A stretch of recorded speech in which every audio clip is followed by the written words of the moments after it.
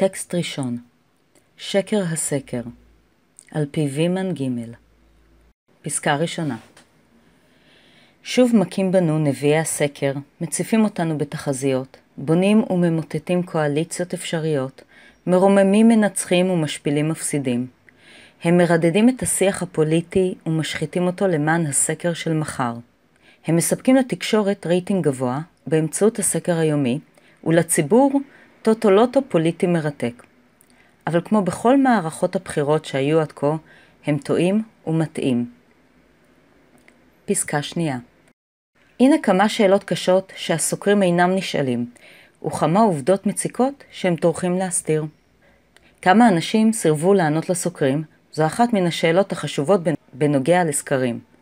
כל סקר, טלפוני או אינטרנטי, מבוסס על הנכונות של הנסקרים לענות.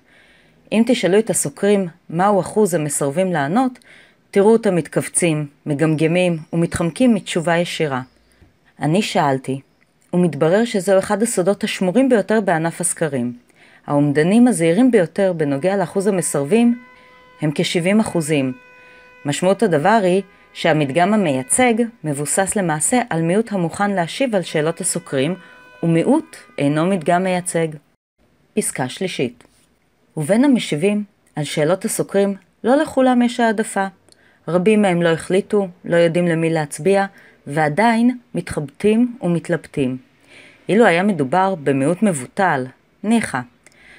אך ברוב מערכות הבחירות שיעור הלא מחליטים בסקרים נע בין 20% ל-25%. הסוקרים מתבססים על אלה שכבר החליטו. הם מציגים לנו את התפלגות המנדטים בהנחה שהלא מחליטים התפלגו בבוא העת כמו אלה שכבר החליטו, ולא תמיד כך קורה. פסקה רביעית. והאם המדגם המייצג אכן מייצג? ממש לא. רבים מן הסקרים שהתקשורת מדווחת עליהם מבוססים על 500 נדגמים האמורים לייצג את כל אוכלוסיית הבוחרים בישראל על כל גווניה ומרכיביה. אלא שהמדגמים האלה סובלים מבעיות קשות של ייצוג אוכלוסיות שונות בחברה הישראלית, בהן ערבים, עולים חדשים, חיילים המשרתים בצבא, חרדים ועוד. בניתוח של כישלונות הסקרים בעבר, מצאו החוקרים כי כשליש מציבור הבוחרים אינם מיוצגים כראוי בסקרי הבחירות המקובלים והשכיחים המדווחים בכלי התקשורת. פסקה חמישית. מניסיון העבר מתברר כי מרבית סקרי הבחירות טעו, תחזיותיהם לא התממשו, הם לא דייקו בנוגע להתפלגות המנדטים, ולפעמים אף טעו בזיהוי המנצח. בבחירות 2013 הופתעו הסוקרים מן ההצלחה של אחת המפלגות. הסקרים ניבאו לה 7 מנדטים, ובבחירות היא זכה ב-19 מנדטים. פסקה שישית. השונות בין הסקרים כיום, לקראת בחירות 2015, מוכיחה אף היא כי רובם, אם לא כולם, טועים. בדקתי את הסקרים שהתפרסמו עד כה, וההבדלים ביניהם גדולים מאוד, גדולים מדי. לדוגמה, אחת המפלגות מקבלת באותה עת אצל סוקרים שונים 6 מנדטים, 8 מנדטים ואף 22 מנדטים.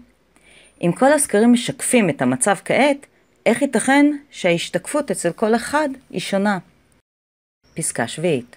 סקרים הם כלי מחקר חשוב ומקובל.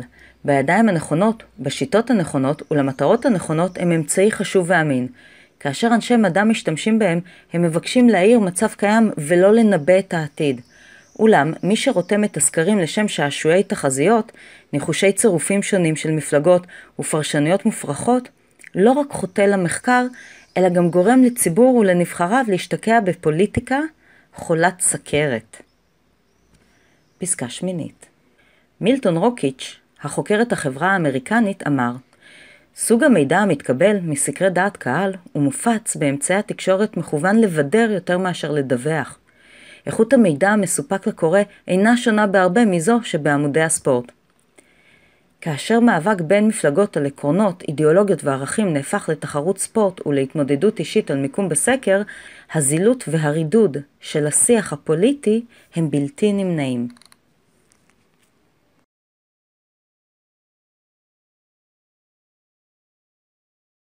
טקסט שני. הסקרים עובדים על המצביעים. עובד על פי דוד מם. פסקה ראשונה. סקרי דעת קהל הם המנוע המשפיע ביותר על עיצוב הדעות ועל הלכי הרוח בציבור, מלבד אמצעי התקשורת. כל מי שמשווק דבר מה, החל במוצרים וכלה בדעות וברעיונות, נזקק לסקרי דעת קהל. בהכנת הסקרים משתתפים מומחים מתחום הסטטיסטיקה, הסוציולוגיה, הפסיכולוגיה והפרסום. פסקה שנייה. עם זה, חלק מן הסקרים מתאפיינים בתחבולות כדי להשיג את התוצאות הרצויות. אחת התחבולות היא ניסוח השאלה. הסוקרים יכולים להשתמש בשאלות סגורות או בשאלות פתוחות. פעמים רבות הם משתמשים בשאלות סגורות כדי לקבל את התוצאות הרצויות. לדוגמה, מי האיש שמתאים ביותר מארבעת השמות שלהלן להיות ראש הממשלה? זו שאלה סגורה. כל מי שאינו נכלל ברשימה השמית בשאלה זו נפסל מראש. תוצאה אחרת הייתה מתקבלת אילו הייתה נשאלת שאלה פתוחה, בלי רשימת השמות. זו דוגמה להטיית תוצאות הסקר.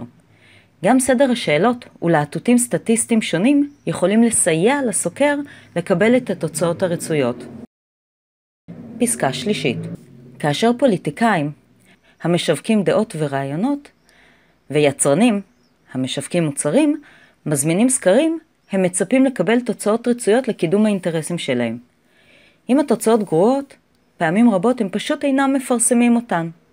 ובפועל, הציבור מקבל מידע אך ורק כאשר תוצאות הסקרים הן חיוביות ורצויות ליצרנים ולפוליטיקאים. זהו סוג של הטעיה והעלמת מידע. פסקה רביעית. עיתונים, ערוצי טלוויזיה ותחנות רדיו עורכים סקרים בנושאים אקטואליים פוליטיים המשפיעים על הלכי הרוח בציבור. לכל כלי תקשורת יש מדיניות. הוא תומך במנהיגים ובממשלות או מבקר אותם. כלי התקשורת מזמינים סקרים בזמן ובהיקף המתאימים למטרות שלהם, ומפרסמים רק את מה שנראה להם. במידה רבה, הסקרים הם חלק מתרבות מסחור ובידור, המטה את הציבור לכיוון הרצוי. פסקה חמישית. פרסום סקרים בתקופה של מערכת בחירות, במיוחד סמוך למועד ההצבעה, עשוי להשפיע על תוצאות הבחירות. עובדה זו מאפשרת למי שיש השפעה על אמצעי התקשורת ויכולת לממן פרסומות וסקרים להטות את תוצאות הבחירות. מפלגה שיש לה כסף למטרה זו וכלי תקשורת אוהדים המשתפים עם הפעולה, היא בעלת פוטנציאל גדול יותר להשפיע על תוצאות הבחירות ממפלגות שאין להן אמצעים אלה. טקסט שלישי. על סקרים ובחירות. מעובד על פי דגני א'. פסקה ראשונה. סקרים הם בעלי חשיבות רבה לעולם המדע. הם בסיס חיוני למחקר בתחומים רבים, בעיקר בתחומים הנוגעים לפרט, לחברה, לכלכלה וכמובן לפוליטיקה. לא יעלה על הדעת שחברת המידע במאה ה-21 ומשטרים דמוקרטיים המקדשים את זכות האזרח לדעת, יתנהלו בלי מידע חברתי פוליטי אמין העומד לרשות הציבור. האם סקרים בתחום הפוליטיקה משפיעים? ודאי שהם משפיעים. כל מידע משפיע. אולם משפיע אין פירושו מזיק, אלא ההפך, מידע הוא הבסיס לקבלת החלטות נבונה. פסקה שנייה. עם זה, ראוי שהסקרים יהיו אמינים. שני תנאים חייבים להתקיים כדי שתוצאות הסקר יהיו אמינות. א', הסוקר צריך למצוא דרך מבוקרת להגיע אל כל אוכלוסיית המטרה, או אל מדגם המייצג אותה. ב', האוכלוסייה המרואיינת צריכה לומר את האמת. פסקה שלישית. אולם, גורמים נוספים עלולים לייצר תוצאות לא זהות בין סקרים זהים. העיקרי שבהם, רמת מיומנות שונה של הסוקרים, כלומר האופן שבו הסוקרים משקללים נתונים או מנתחים תשובות כמו טרם החלטתי, מסרב להשיב וכדומה. גורם זה יכול לייצר הבדלים בין סוקרים, ממש כמו בין רופאים, כלכלנים, פסיכולוגים או פרשנים פוליטיים. כולם מסיקים מסקנות שונות על סמך אותם נתונים עצמם. ולא נחחש, גם סוקרים טועים. המסקנה, בחר לך את הסוקר האמין ביותר בעיניך והקשב לו, כשם שאתה בוחר עיתון, ערוץ טלוויזיה ותחנת רדיו או פרשן כלכלי וכותב טורים. פסקה רביעית. יש לזכור כי סקר אינו תחזית לעתיד, אלא שיקוף של מצב נתון, ממש כמו בדיקת דם. על סמך שניהם אי אפשר לקבוע בוודאות מה יקרה בעתיד, אלא רק לשער. מהפכים פוליטיים אכן קורים לעתים ביום הבחירות, כמו דלקת פתאומית שמופיעה בלי אזהרה.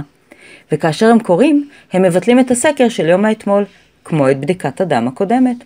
ידוע למשל כי כ10% עד 15% מן המצביעים, לעתים אף יותר, מחליטים סופית למי יצביעו רק מאחורי הפרגוד. אלה יוצרים פוטנציאל בלתי נדלה לתוצאות מפתיעות המתבררות רק ביום שאחרי.